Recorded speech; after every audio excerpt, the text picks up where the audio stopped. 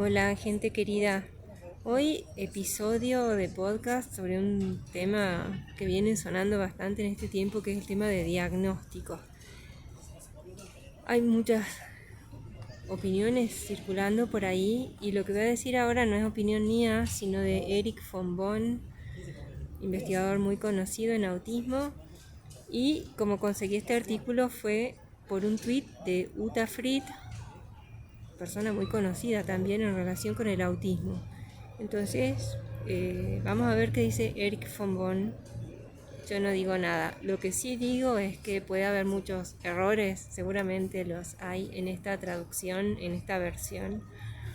Entonces, como siempre, en primer lugar, agradezco tus críticas, también tus comentarios, tus sugerencias, tus preguntas, y de suyo que comparto este material que apareció el 24 de marzo de este año 2023.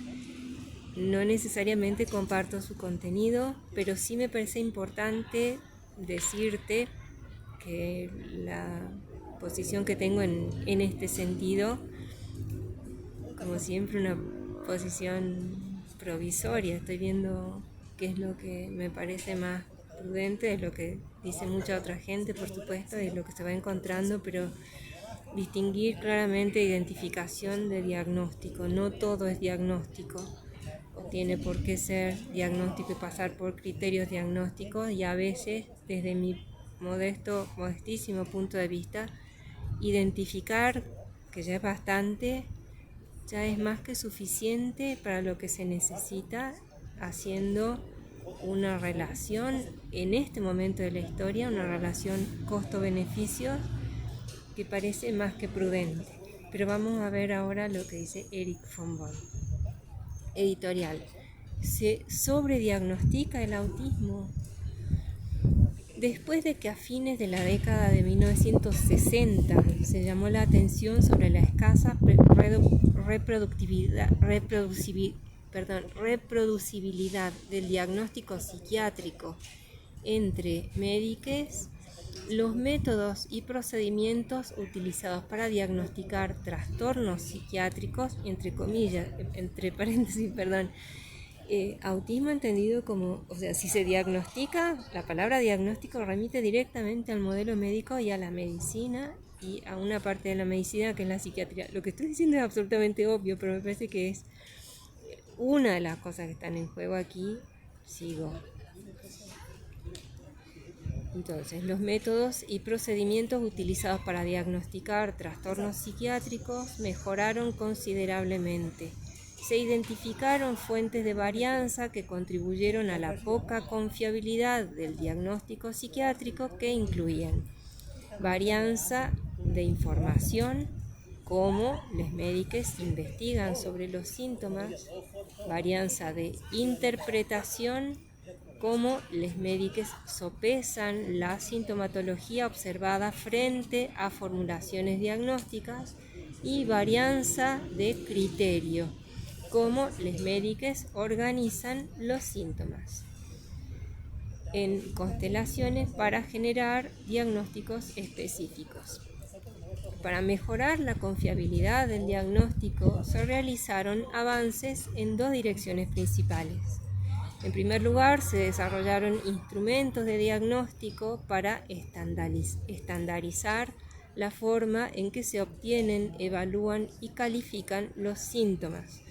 Estas entrevistas diagnósticas estaban altamente estructuradas para su uso en estudios a gran escala, por ejemplo el DIS, por entrevistadores legos sin antecedentes clínicos y con un estilo de interrogatorio que enfatizaba el cumplimiento de la redacción exacta de las sondas, la confianza en preguntas cerradas con respuestas simples y formatos de respuesta sí-no, así como registro de las respuestas de las personas encuestadas sin la contribución del criterio de quien entrevistara. Por el contrario, las entrevistas semiestructuradas por ejemplo la SADS, fueron diseñadas para ser utilizadas por entrevistadores clínicamente capacitados y adoptaron un estilo conversacional más flexible, utilizando preguntas abiertas, todas las descripciones de comportamiento generadas en la entrevista y desarrollando convenciones de puntuación que apelaran al juicio clínico de quien hiciera la entrevista. En segundo lugar, los criterios y algoritmos diagnósticos se introdujeron en las nosografías en 1980 para el DSM y poco después la CIE. Posteriormente, los diagnósticos derivados de algoritmos podrían probarse para determinar su validez mediante seguimiento, antecedentes familiares, estudios de respuesta al tratamiento u otros criterios externos. Después de que a fines de la década de 1960,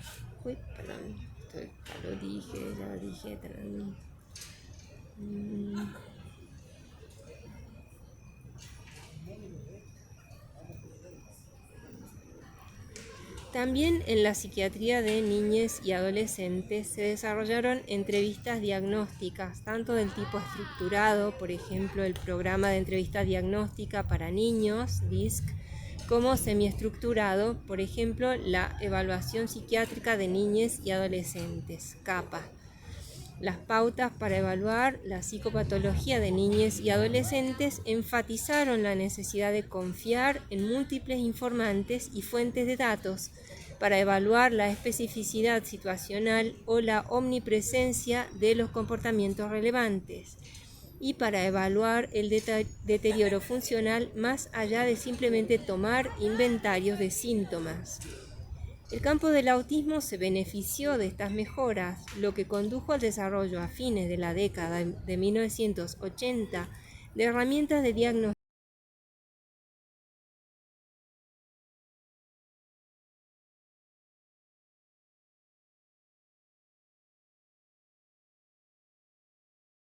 estructurados y se diseñaron inicialmente para ayudar a médicos expertos en sus evaluaciones diagnósticas.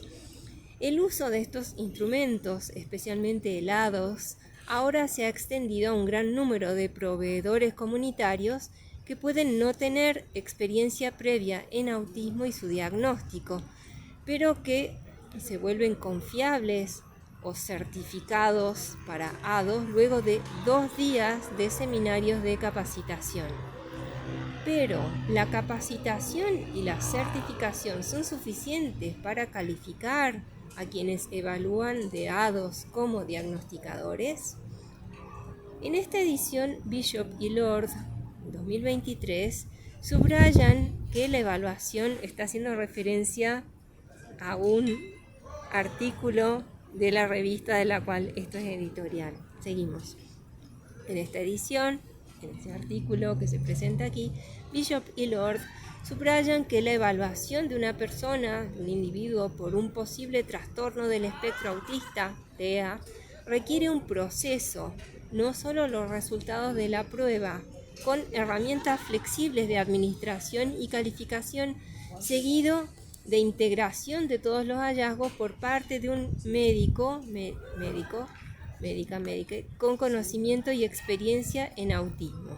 Nos recuerdan que las herramientas de diagnóstico de autismo han sido esenciales para proporcionar formas muy necesarias, estandarizadas y replicables de realizar entrevistas de diagnóstico u observaciones con el propósito de diagnosticar, entre paréntesis, un problema de fiabilidad.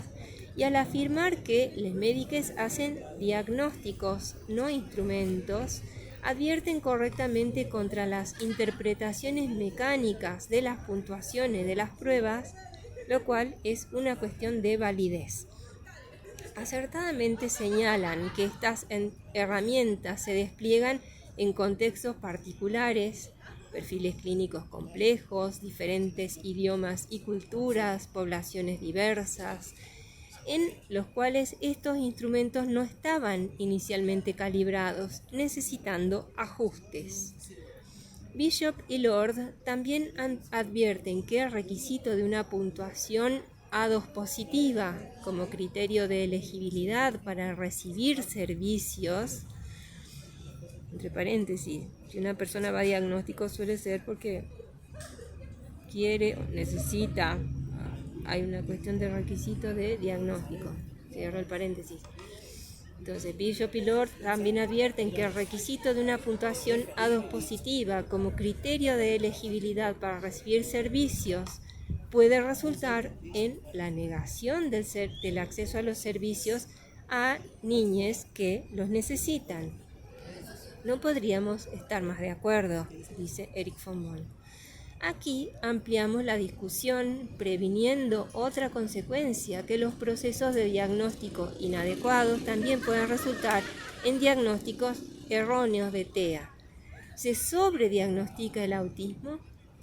Aunque en gran parte indirecta y anecdótica, existe evidencia de un posible sobrediagnóstico. Las estimaciones epidemiológicas siguen aumentando, por ejemplo,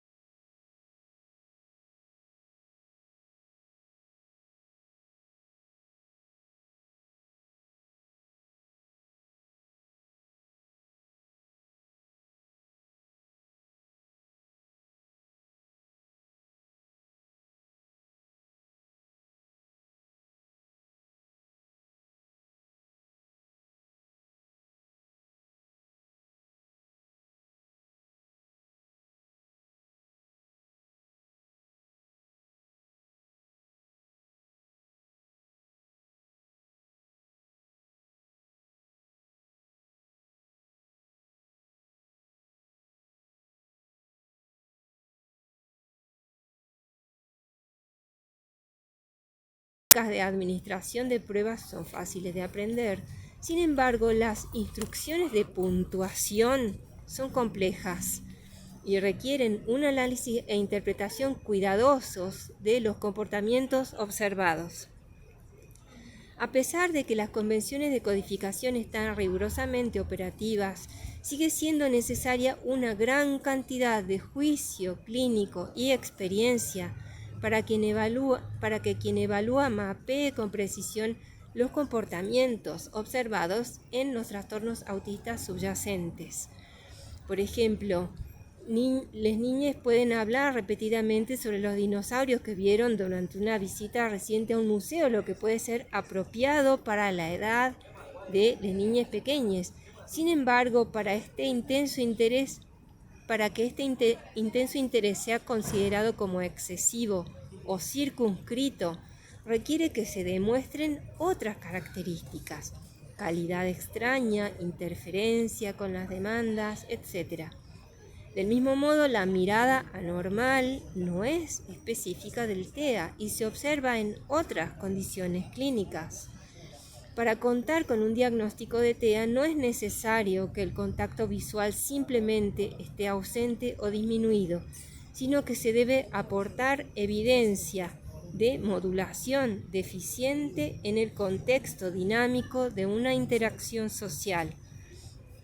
El problema es que muchos comportamientos atípicos que están relacionados con los TEA no son específicos de los TEA. Contar los comportamientos anormales sin establecer su cualidad o naturaleza autista específica es una fuente de sobrediagnóstico.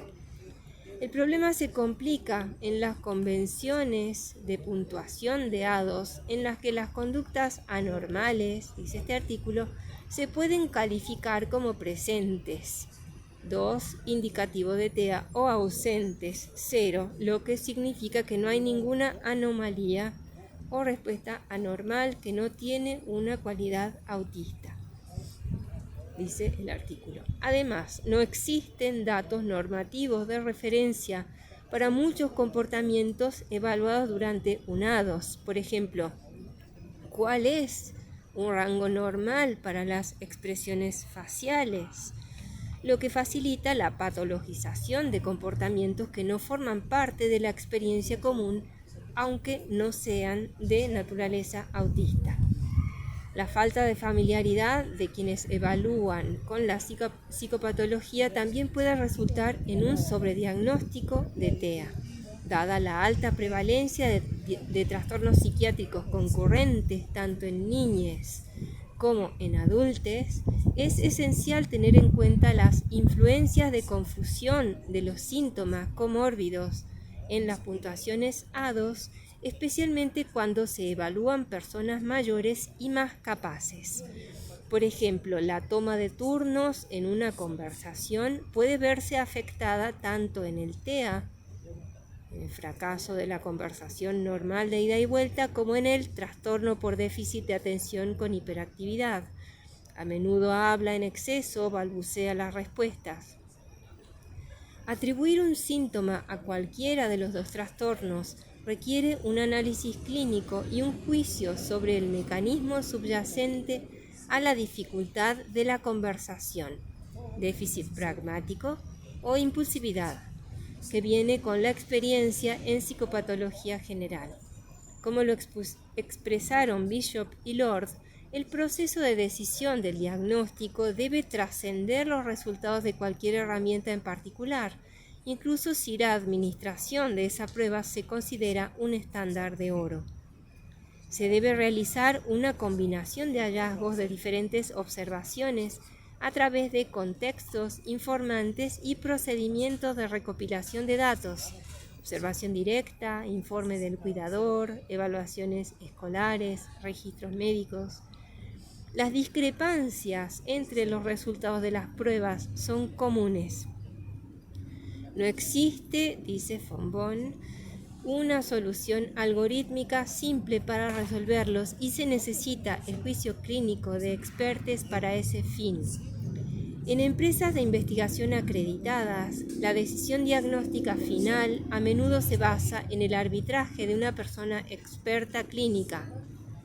Los ensayos de campo que prueban algoritmos de diagnóstico de TEA de la competencia han utilizado el juicio clínico de médicos expertos como criterio de validez externa. Además, los criterios de diagnóstico de TEA incluyen una evaluación de la trayectoria de los síntomas autistas y su impacto resultante en el funcionamiento. Aunque la edad temprana de inicio de los síntomas se eliminó del DSM-5 como criterio de diagnóstico formal, el concepto de autismo como un trastorno del neurodesarrollo que se manifiesta en los primeros años permanece.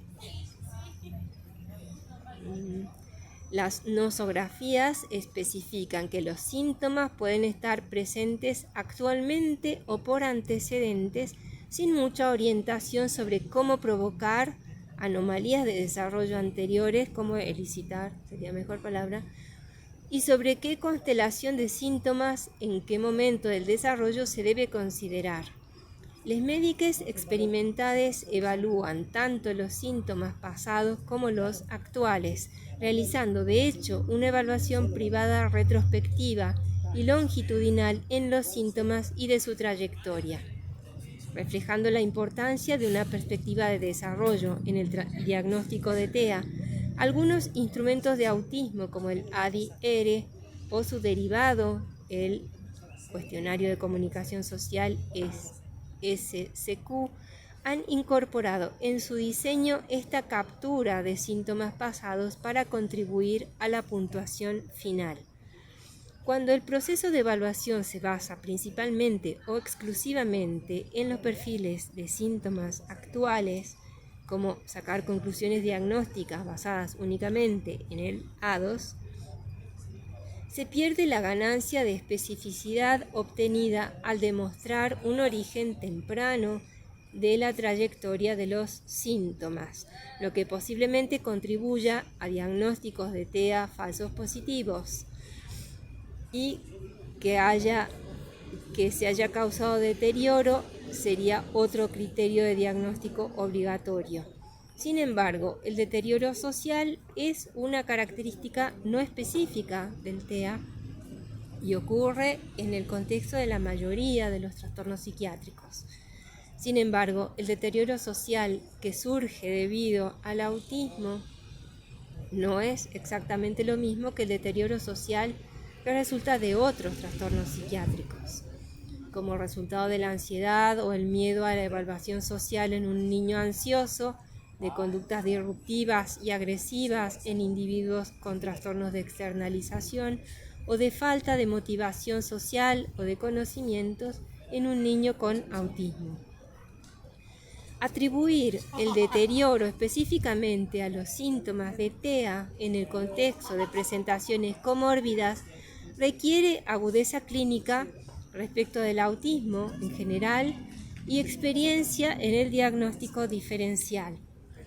La preocupación por los falsos diagnósticos positivos se extiende más allá del ámbito de la evaluación diagnóstica en entornos clínicos.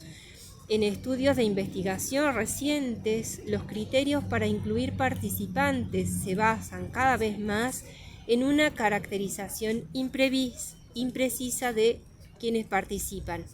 Por ejemplo, los estudios han empleado estrategias de reclutamiento basadas en la web, en la que los criterios de inclusión se limitaron a listas de verificación de autismo autocompletadas y o diagnósticos autoinformados no verificados, lo que probablemente resulte en la inclusión no intencional de participantes no autistas en grupos de, entre comillas, casos. Del mismo modo, algunos estudios poblacionales a gran escala que investigan la asociación de los factores de riesgo con los TEA se han basado en puntajes de escala específicos del autismo, por ejemplo, SRS, como únicas medidas de resultado, ignorando ambos el valor predictivo positivo generalmente bajo de las puntuaciones totales de las listas de verificación de autismo y los efectos de confusión bien conocidos de la psicopatología concurrente en esas puntuaciones. En ambos casos, estos enfoques de medición demasiado inclusivos dejan un problema de interpretación irresoluble, dice von Bonn.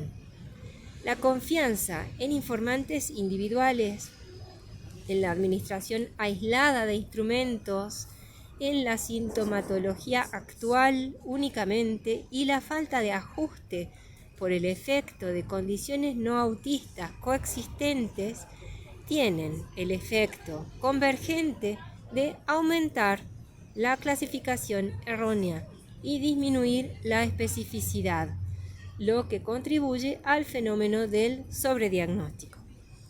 En los Estados Unidos, la Academia Estadounidense de Pediatría recomienda el examen universal para detectar el autismo en niñas pequeñas de 18 y 24 meses, con la lista de verificación modificada para el autismo en niñas pequeñas, MCHAT, lo que genera un gran número de exámenes de detección con niñas pequeñas positives que crean expectativas de un futuro diagnóstico confirmatorio.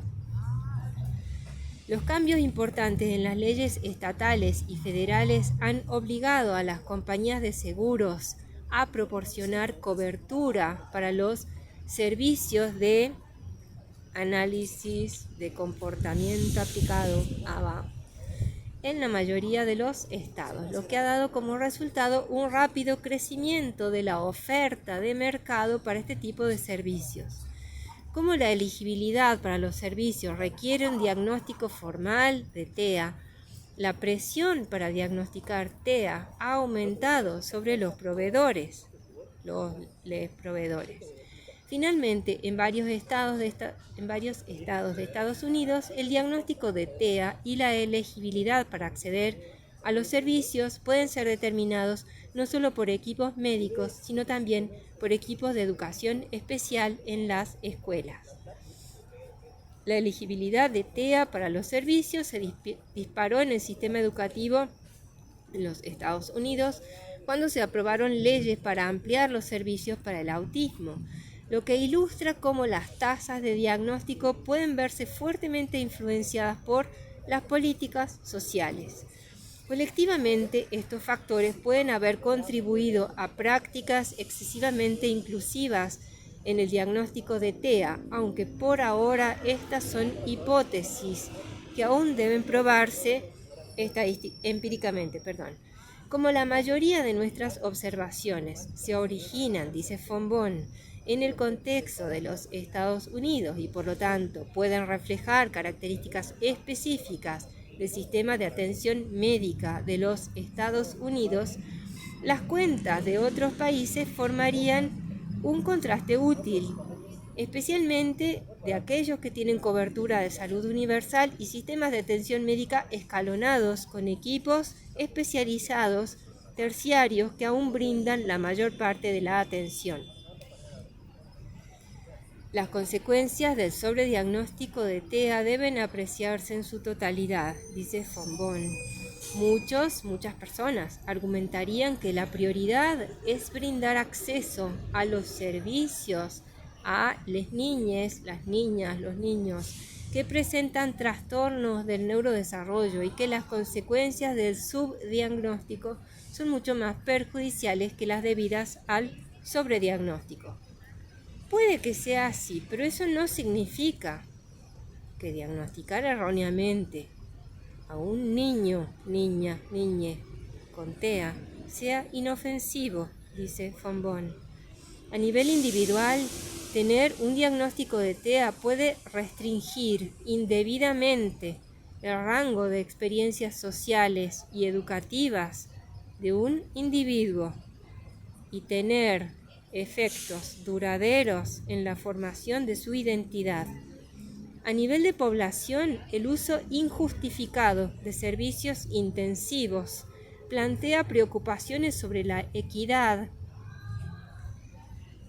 y en el acceso, aquí me parece que tengo que hacer una corrección, en el acceso a los servicios para las niñas que tienen trastornos del neurodesarrollo distintos del autismo y luchan por acceder a los servicios de apoyo que necesitan tanto sus compañeros con TEA. En los estudios etiológicos, la inclusión en los grupos de casos de TEA de fenocopias sesgará los resultados hacia resultados nulos y disminuirá el poder para detectar los efectos del tratamiento en ensayos clínicos aleatorios. Las complejidades, los costos y los recursos involucrados en la confirmación diagnóstica son considerables, lo que justifica los pedidos de procedimientos de diagnóstico simplificados en entornos clínicos y fenotipado rápido, entre comillas, en estudios a gran escala. Sin embargo, sigue von Boon, si bien es posible que se necesite una instrumentación más liviana y un proceso comprimido de evaluación-confirmación, deben tener en cuenta el riesgo de sobrediagnóstico de TEA y diseñar estrategias de medición que limiten la clasificación errónea y los falsos positivos. La combinación particular de fuentes de datos, instrumentos e informantes óptimos para lograr este objetivo variará según los entornos clínicos y los diseños de estudio, lo que excluye cualquier solución formulada al problema. Sin embargo, la adherencia a los principios básicos del proceso de diagnóstico discutido anteriormente, así como por Bishop y Lord, puede lograr niveles mejorados de especificidad en la determinación de casos y la medición de resultados. Estos principios cardinales incluyen, dice Erich von Boon, a. La confianza en varios informantes o fuentes de datos, y no solo en uno. B. Complementar la evaluación del funcionamiento actual con otros puntos de datos que confirmen una trayectoria de sintomatología autista. C. Demostrar que el deterioro funcional resulta de trastornos autistas subyacentes en lugar de condiciones concurrentes o restricciones contextuales específicas. D. Que proporcione un procedimiento clínicamente informado y validado para integrar todas las mediciones a nivel individual. Bueno, hasta aquí llega este artículo que es una editorial de Erich von Boon. Como te decía al principio, en primer lugar, agradezco como siempre tus críticas, tus comentarios, tus sugerencias, tus preguntas. Y llego hasta aquí, te deseo como siempre muy buenos días o buenas tardes. Chao, cuídate.